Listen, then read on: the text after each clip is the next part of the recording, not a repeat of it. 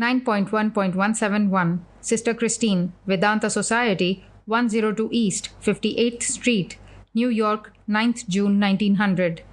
Dear Christina, I could not write more as the last few weeks of my stay in California was one more relapse and great suffering. However, I got one great benefit out of it in as much as I came to know I have really no disease, except worry and fear. My kidneys are as sound as any other healthy man's. All the symptoms of Bright's disease, etc., are only brought on by nerves. I wrote you one, however, from 770 Oak Street, San Francisco, to which I did not get any reply. Of course, I was bedridden then, and my address book was not in the place I was in. There was a mistake in number. I cannot believe you did not reply willingly.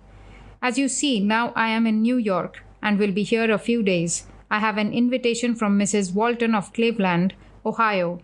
I have accepted it. She writes me you are also invited and have accepted her invitation. Well, we will meet in Cleveland then. I am sure to see you before I go to Europe, either there or anywhere you wish. If you don't think it would be possible for you to come to Ohio, I will come to any other place you want me to come to say goodbye. When is your school going to close? Write me all about your plans. Do. Miss Noble wants me very much to go to Cleveland. I would be very, very glad to get a few weeks' seclusion and rest before I start with friends who do not disturb me at all. I know I will find rest and peace that way, and you can help me any amount in that. In Cleveland, of course, there will be a few friends always, and much talky-talky as a matter of course. So if you think I will have real peace and rest elsewhere, just write all about it. My reply to the Cleveland lady depends on your letter. How I wish I were in Detroit or elsewhere just now, among friends who I know are good and true always. This is weakness, but when the physical vitality is lowered and the nerves all unstrung, I feel so much to depend upon somebody. You will be glad to learn I made a little money in the West, so I will be quite able to pay my expenses. Write soon. Yours affectionately, Vivekananda. 9.1.172 Sister Christine, Vedanta Society, 102 East, 58th Street, New York, 13th June 1900. Dear Christina, there is no cause for any anxiety. As I wrote, I am healthier than ever. Moreover, all the past fear of kidney troubles has passed away. Worry is the only disease I have, and I am conquering it fast. I will be here a week or two, and then I come to Detroit.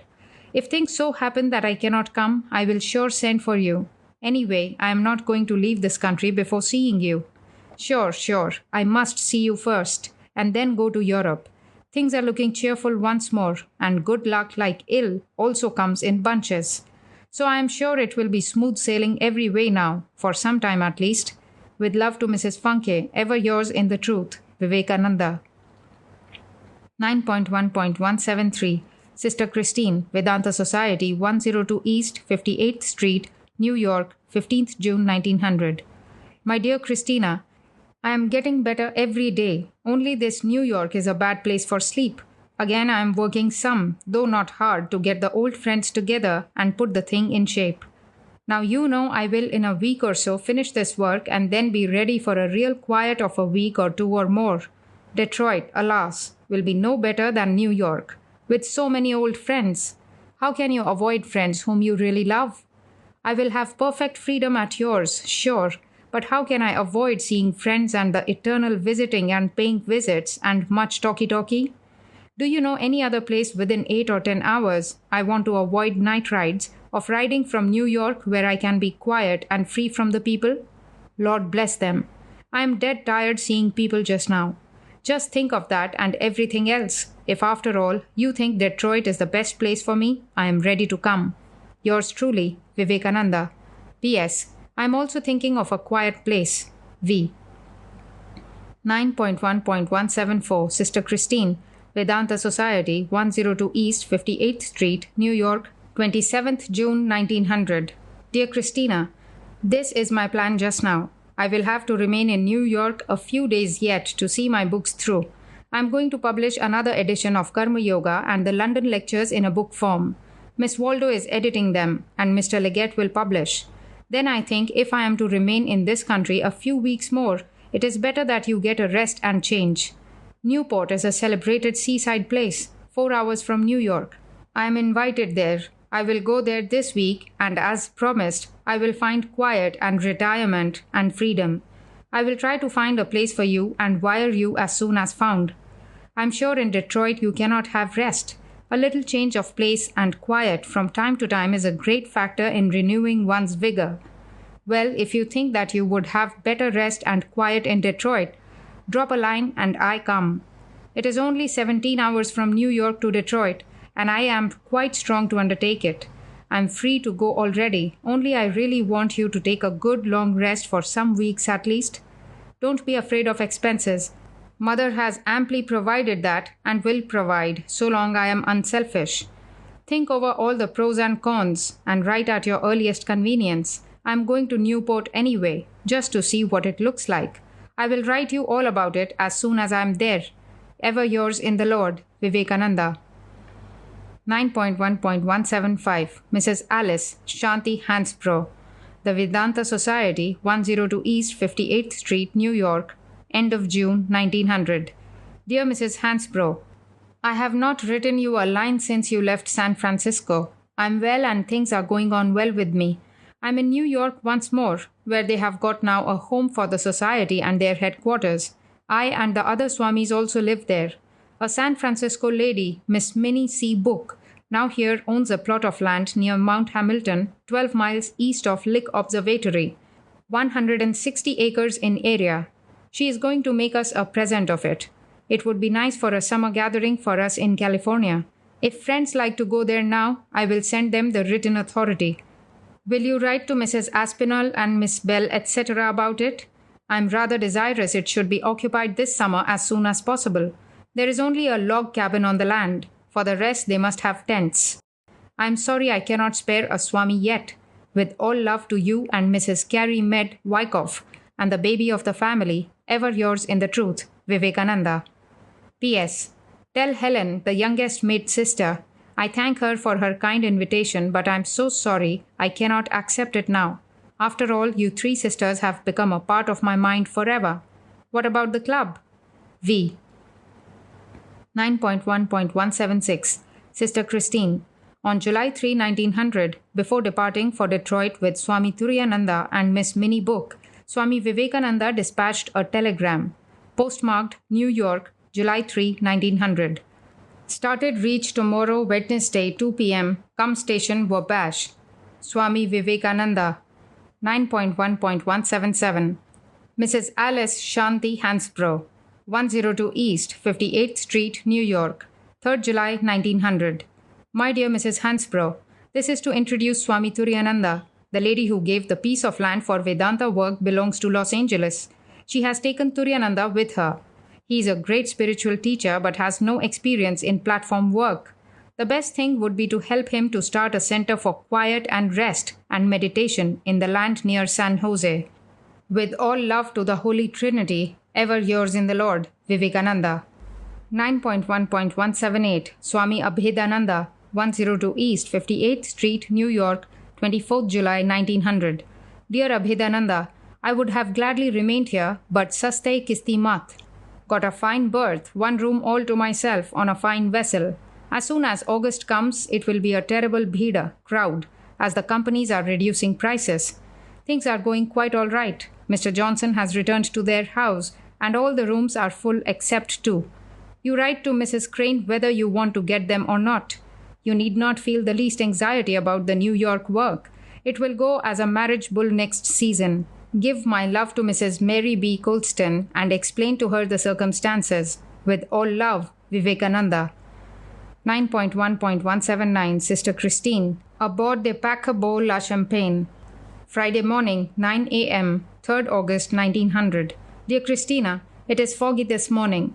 We are in the channel, expect to reach Le Havre at 12 a.m. noon. It has been a very bad voyage, rolling and raining and dark nearly all the time. Terrible rolling all through. Only last night I had good sleep. On other occasions the rolling makes me sleep well, but this time I don't know what was the matter. The mind was so whirling. Anyway, I'm well and soon to reach land. Hope to reach Paris this evening. I send this to Detroit, expecting you there. With all love and blessings, Vivekananda. 9.1.180 Mrs. Frances Leggett. Swami Vivekananda sent the following telegram on Friday, August 3, 1900, when the SS Champagne, which he had boarded in New York on July 26, docked at Le Havre, France. Postmarked Friday, August 3, 1900. Arrive à 8 à Saint-Lazare. Vivekananda. Translation: I arrive at 8 o'clock p.m. Saint Lazare. Vivekananda. 9.1.181 Sister Christine. 6. Place des États-Unis. 14th August 1900. Dear Christine, your letter from New York reached just now. You must have got mine from France directed to 528 Congress. Well, it was a dreary funeral-like time. Just think what it is to a morbid man like me. I'm going to the exposition, etc., trying to pass time. Had a lecture here. Père Hyacinthe, the celebrated clergyman here, seems to like me much. Well, what? Nothing. Only you are so good, and I am a morbid fool. That is all about it. But mother, she knows best. I have served her through weal or woe. Thy will be done. Well, I have news of my lost brother, Mahendranath Datta. He is a great traveller, that is good. So you see, the cloud is lifting slowly. My love to your mother and sister and to Mrs. Funke. With love, Vivekananda. 9.1.182 Sister Nivedita. 6 Place des États-Unis, Paris, 23rd August 1900. Dear Nivedita, the manuscript accounts of the mutt just reached. It is delightful reading. I am so pleased with it. I am going to print 1,000 or more to be distributed in England, America, and India. I will only add a begging paragraph in the end. What do you think the cost will be? With love to you and Mrs. Bull, Vivekananda. 9.1.183 Sister Christine. 6 Place des États-Unis, Paris, 23rd August 1900. Dear Christine, what is the matter with you? Are you ill? Unhappy? What makes you silent? I had only one little note from you in all this time. I am getting a bit nervous about you. Not much. Otherwise, I am enjoying this city. Did Mrs. A.P. Huntington write you? I am well, keeping well as far as it is possible with me. With love, Vivekananda. 9.1.184 Sister Christine. 6 Place des États-Unis, Paris, 15th September 1900. Dear Christina, your letter was very reassuring. I am so glad this summer did you good. So you did not get enamored of New York City. Well, I am getting enamored of Paris. I now am living with a M. Jules Bois, a French savant who has been a student and admirer of my works. He talks very little English. In consequence, I have to trot out my jargon French and am succeeding well, he says. I can now understand if he will talk slowly. Day after tomorrow, I go to Brittany, where our American friends are enjoying the sea breeze and the massage. I go with M. Bois for a short visit. Après, after that, I don't know where I go. I am getting quite Frenchy. Connaissez-vous? Do you know? I am also studying grammaire and hard at work. Sentence torn off. In a few months, I hope to be Frenchy, but by that time, I will forget it by staying in England. I am strong, well, and content. No morbidity. Au revoir, Vivekananda. 9.1.185 Mrs. Old Bull. 66 Rue Ampere, 22nd October 1900. Dear Mother, I am sorry to learn you are not well. Hope you will soon be better. Things seem to turn out better for me.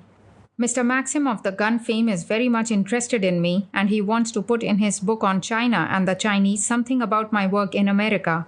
I have not any documents with me. If you have, kindly give them to him. He will come to see you and talk it over with you. Canon Hawes, Reverend Hugh Reginald Hawes, also keeps track of my work in England. So much about that. It may be that Mother will now work up my original plan of international work. In that case, you will find your work of the conference has not been in vain. It seems that after this fall in my health, physical and mental, it is going to open out that way. Larger and more international work. Mother knows best. My whole life has been divided into successive depressions and rises, and so I believe is the life of everyone. I am glad rather than not these falls come. I understand it all. Still, I suffer and grumble and rage. Perhaps that is a part of the cause of the next upheaval. I think you will be in America by the time we return. If not, I will see you in London again. Anyhow, adieu for the present. We start day after tomorrow for Egypt, etc. and all blessings ever be on you and yours is, as always, my prayer. Your son, Vivekananda. P.S. To Margot, Sister Nivedita, my love, and I am sure she will succeed. V. 9.1.186 Miss Alberta Sturgis. Swami Vivekananda sent the following postcard. Constantinople, November 1, 1900. Dear Alberta, how are you? I am having a grand Turkish time. Yours, Vivekananda. 9.1.187 Sister Christine. On a postcard picturing the old decayed fortress walls of Istanbul, Swami Vivekananda wrote the following note. Postmarked November 1, 1900. Dear Christina, I am having a good time here, so I hope you also are having in Detroit. Yours truly, Vivekananda. 9.1.188 Sister Nivedita. On a picture postcard showing dervishes and local fish merchants, Swami Vivekananda wrote the following note. Postmarked Constantinople, November 1, 1900. Dear Margot, the blessings of the howling dervishes go with you. Yours in the Lord, Vivekananda. P.S. All love to Mrs. Bull. V. 9.1.189 Sister Christine. On a postcard showing the temple of Epoistos, popularly called Thejan, Swami Vivekananda wrote, postmarked Athens, November 11, 1900. Great fun. I write without the possibility of being written to, as I am changing place all the time. How do you do? Vivekananda. 9.1.190 Maharaja Ajit Singh, Raja of Khetri, the Mutt, Belur, Howrah District, December 1900. Your Highness, very glad to learn that you and the Kumar, the royal prince, are enjoying good health. As for me, my heart has become very weak. Change I do not think will do me any good, as for the last 14 years I do not remember to have stopped at one place for 3 months at a stretch. On the other hand, if by some chance I can live for months in one place, I hope it will do me good. I do not mind this, however. I feel that my work in this life is done. Through good and evil, pain and pleasure, my lifeboat has been dragged on. The one great lesson I was taught is that life is misery, nothing but misery. Mother knows what is best. Each one of us is in the hands of karma. It works out itself, and no nay. There is only one element in life which is worth having at any cost, and it is love. Love immense and infinite, broad as the sky and deep as the ocean. This is the one great gain in life. Blessed is he who gets it. Ever yours in the Lord, Vivekananda.